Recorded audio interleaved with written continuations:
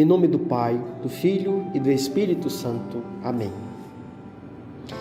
Senhor e nosso Pai, concedei-nos a vossa luz para captar interiormente a vossa mensagem.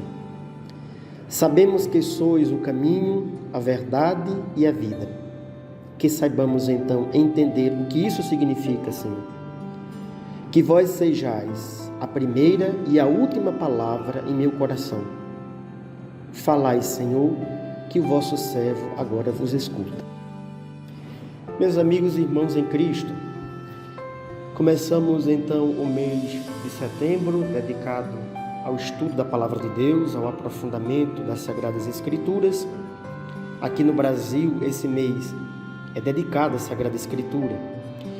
E aí nós queremos, ao longo desses dias, refletir o livro do Deuteronômio, que a CNBB propõe para nós como meditação da Palavra de Deus. Então, ao longo desses dias, nós estaremos enviando esses áudios como podcast para você meditar, seja no trabalho, seja indo para o trabalho, ou seja, na conclusão do dia ou no final da tarde, juntos fazermos uma reflexão a partir da Palavra de Deus, à luz da Palavra de Deus, também para a nossa vida nos dias de hoje. Então, convido você desde já a entrar no texto, a começar a ler e saborear esse texto do livro do Deuteronômio. Está no Antigo Testamento e é o último livro do Pentateuco. Convido você então para meditarmos juntos. Deus nos abençoe, nos conceda as luzes necessárias para compreender a sua palavra naquele tempo, a sua mensagem dita naquele contexto, como também a sua mensagem que é dita para nós hoje. Paz e bem a todos. Louvado seja nosso Senhor Jesus Cristo, para sempre seja louvado. Irmãos e irmãs, a você que nesse momento escuta esse podcast, coisa boa poder mais uma vez estarmos juntos para meditarmos a Palavra de Deus, nesse mês que aqui no Brasil nós dedicamos à meditação da Palavra de Deus. Popularmente nós dizemos que é o mês da Bíblia, e esse ano nós estamos refletindo o livro do Deuteronômio.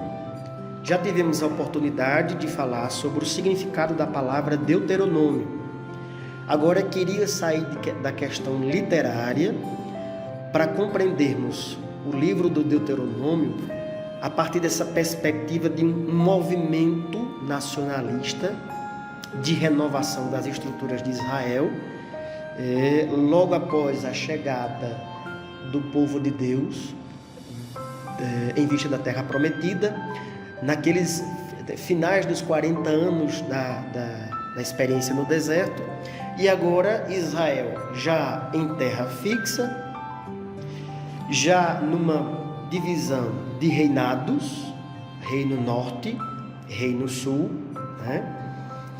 E aí nós lembramos, inclusive, que no Deuteronômio capítulo 17, versículos de 18 e 19, que foi um texto citado anteriormente, há um recado para aqueles administradores de quem toma conta do povo. E aqui nós temos dois reinados, Reino Sul e Reino Norte. Então, antes de chegar a ser um livro, o Deuteronômio é um movimento de renovação que já vinha de longe. Começou no reino de Israel, no norte, na época do profeta Elias, e aqui a gente pode dizer que é no século IX antes de Cristo. Vejam, 800 anos antes de Cristo. Mais de 800 anos antes de Cristo. Elias, profeta Elias, junto com outros irmãos profetas, suscitou uma reação muito forte contra o rei Acabe, contra a sua política, e ao mesmo tempo contra a rainha Jezabel, os quais com seus desmandos levaram o povo a abandonar a fé em Javé para seguir a um Deus chamado Baal, Deus dos pagãos. Vejam como religião Estado, religião e política caminham juntas. Às vezes de modo sadio, por vezes nem tanto. Os profetas reclamaram demais isso, né? Basta ver o capítulo 17 do Deuteronômio. Então Elias reúne-se com outros profetas para se queixar desses desmandos que o rei Acabe e a rainha Jezabel levou o povo a uma fé pagã, a Baal. E aí esse movimento de renovação iniciado pelos profetas continuou crescendo. Olha, renovação nunca começa de um dia para a noite, nem de um mês para o outro. Às vezes leva um tempo, leva anos, leva meses, né? Esse movimento de renovação iniciado pelos profetas vai crescendo com muita força depois da destruição do reino de Israel por Sargom, que é o rei da Assíria, no ano de 721 a.C. Você vê essa história, sabe aonde? No segundo livro dos Reis, capítulo 17, versículos de 3 a 6, e o capítulo 18, versículos de 9 a 12. É a queda de Israel, né, nesse período, 721 a.C. Veja, há um desmonte, há quedas, há necessidade de reestruturação, por isso que dizemos que é um texto nacionalista. Há uma necessidade de se refazer a partir de quê? Aí vão olhar, né, as origens, a identidade, nossa identidade de povo, nossa identidade de nação, construída sobre uma palavra, construída sobre uma ética, a ética da vida anunciada pelo nosso Deus. A destruição do reino de Israel no norte, na parte de cima, né? Você pega o mapa, na Bíblia fornece esses mapas, né? Você vai ver reino norte e reino sul. A destruição do reino norte foi um aviso muito sério para o povo de Judá, que é o reino sul, é onde está a grande Jerusalém, né? O reino sul. Era como se dissesse assim: vejam o que nos aconteceu. Se não observarmos a lei de Deus, se não observarmos os seus ensinamentos sobre a vida, sobre a ética, sobre a fraternidade, sobre o amor, teremos o mesmo destino do povo de Israel, né, da parte norte, e em breve seremos totalmente destruídos pela nossa ganância, pelo nosso culto a Baal, culto ao ouro, a prata, a ganância, e isso nos destrói a nossa nação, destrói o nosso povo. Lembra que os profetas falam do bezerro de ouro depois, né? Eles têm isso em mente. Isso nos destrói. Essa ganância, essa ambição destrói a nossa identidade de fraternidade de povo. Deixando de olhar para Javé, que é o Deus da vida, para olhar para um Deus que tem olhos e não pode ver, tem ouvidos e não escuta, tem boca e não pode falar. Quer dizer, ouro e prata, uma insensibilidade, a insensibilidade ferrenha de quem se atolou na idolatria do dinheiro e do poder. Veja que história linda, gente. Israel está fazendo um exame de consciência perante Deus por ter optado, ao invés de escolher Deus, ao invés de escolher a vida, escolheu a morte. Lembra que Moisés dizia isso, né? Diante de ti ponho a vida e ponho a morte. Por isso o povo Judá do sul, o povo de Judá no sul, junto com os refugiados que tinham escapado do desastre que aconteceu na parte norte, resolveu implantar essa grande reforma, cujo objetivo era observar com maior fidelidade a lei de Deus. Era assim o chamado movimento deuteronomista, que tinha início ali fortemente com a queda de Israel, com a queda da parte norte de Israel, né? Os profetas sempre reclamaram desse povo, porque a parte norte é sempre uma parte mais frondosa, é uma parte assim economicamente mais desenvolvida, mais do que o sul. E aí o povo ali se tornou um povo muito egoísta, muito mesquinho, visavam muito dinheiro, visavam muito lucro, foram cultuar o Deus do dinheiro, do ouro e da prata, que é também chamado de Baal, né? Das divindades pagãs, e esqueceram de Javé, do Deus da vida, e afundaram. Então vai um recado também para o povo do sul agora: não repitam os mesmos erros nossos. Nossa nação, nosso povo não pode afundar nessa ambição de medir tudo pelo viés do ter, pelo viés do poder, e aí passar por cima de tudo e de todos, né? Essa reforma que nós chamamos de movimento deuteronomista, assumido inclusive pelo próprio rei Ezequias depois, nos anos 716 a 687 a.C., e aí recorde que a contagem dos anos ela acontece de modo decrescente, é diferente do nosso tempo, né, da contagem do nosso tempo. E você vê isso em 2 Reis, capítulo 18, versículos de 1 a 8. E só lembrando que essas citações que eu estou dizendo aqui de 2 Reis, de 1 Reis, não pertencem ao livro do Pentateuco, não pertencem ao Pentateuco, mas essas histórias contadas por esses livros chamados de 2 Reis estão falando dessa reconstrução de Israel, também estão falando disso, viu? Então há uma ponte aí entre o Pentateuco e esses livros históricos logo após o livro do Pentateuco.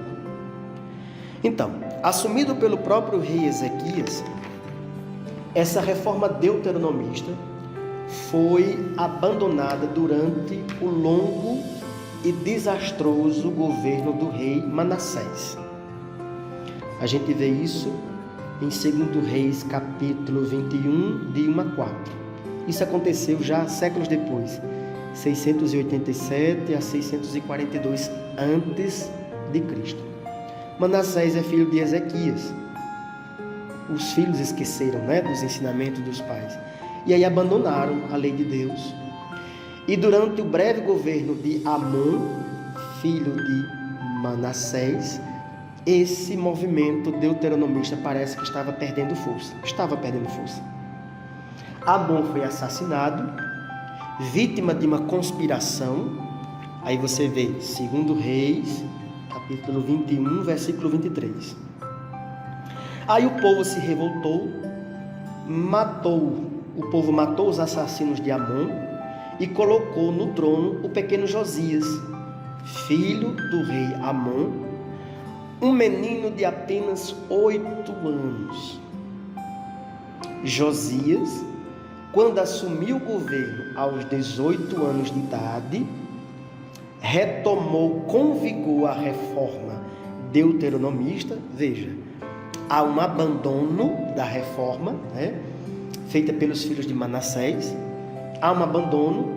Depois, Josias vai suscitar de novo essa reforma, quando assume de fato o governo aos 18 anos de idade, retoma com vigor essa reforma deuteronomista. E ele foi rei durante mais de 30 anos. Veja, meus irmãos, as bases do livro do Deuteronômio, aquilo que nós vamos lendo, nós vamos compreendendo a partir dessa perspectiva. Se você pega um texto bíblico fora do contexto, você não compreende ele, você não entende ele.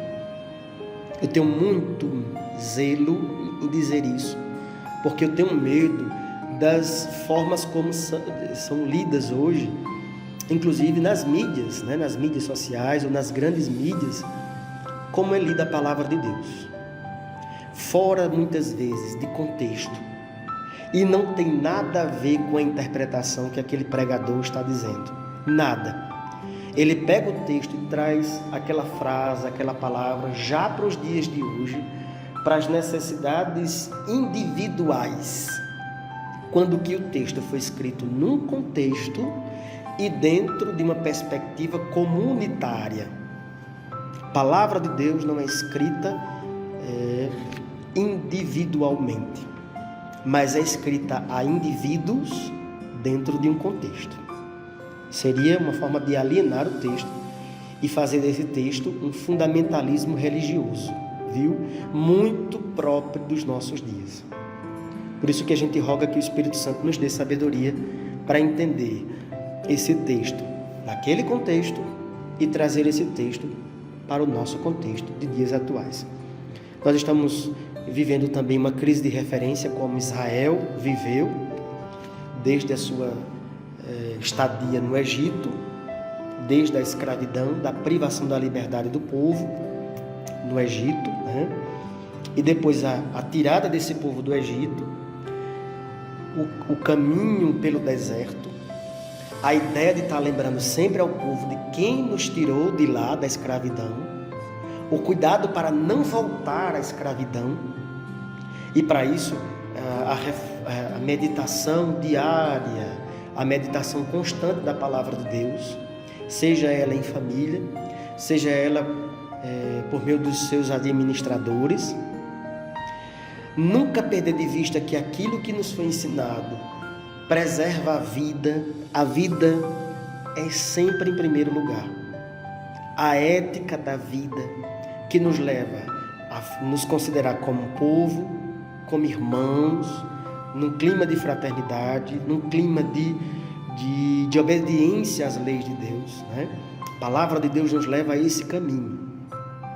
E aí a gente faz uma ponte também com os dias de hoje, com as crises que a gente vive nos dias de hoje, as crises sociais, a necessidade de um florescer de uma nova sociedade baseada na ética da vida. Considerar que nós somos irmãos, por mais que a gente tenha vindo de outros lugares, porque nós somos peregrinos neste mundo. Considerar as etnias, considerar as divergências, considerar as individualidades, as diferenças. Nós somos irmãos. E aqui está a ética da vida, da fraternidade. A lei de Deus nos leva a esse ponto. E se nossa sociedade hoje preza mais pelo dinheiro, pela produção, pela exploração, nós estamos voltando o nosso olhar não para a ética do Deus da vida, mas para Baal, que explorou, massificou os pequenos, os pobres, ou então para a ética do faraó, né, que com sua ambição de construção de poder, de projeto de poder, não se fala de bem comum, se fala de poder, de se estabelecer no poder, de privar as pessoas da liberdade, privar as pessoas da sua dignidade. Se hoje esse é o discurso em algumas sociedades, particularmente aquelas sociedades que conheceram o Evangelho, nós estamos voltando o nosso coração não mais para o Deus da vida, mas para Baal. Paz e bem a todos e que Deus nos abençoe.